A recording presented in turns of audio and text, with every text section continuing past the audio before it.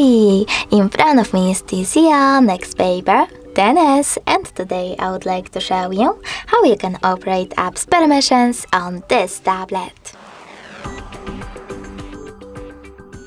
First of all, go into Settings and tap on Apps section. Then select Permission Manager and click on one of your device's options. I will go with Microphone. Then select one of your apps like Chrome and click on one of those options.